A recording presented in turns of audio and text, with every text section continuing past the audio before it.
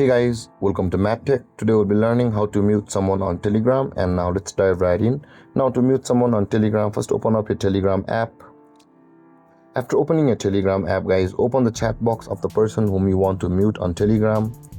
And after opening the chat box of that person, guys, at the top of the screen you can see their name available for us. Tap on their name at the top of the screen, and this kind of interface will appear where you can customize what to mute. If you want to customize this disable sound, mute for some time, customize the sounds, or mute forever, you can do it from over here. But if you want to just turn off the notification or mute them, you can see the toggle icon at the right side of that person. Tap on that toggle icon and you can see, guys, they will be muted after the toggle icon has been turned off, because the notifications from that account is turned off.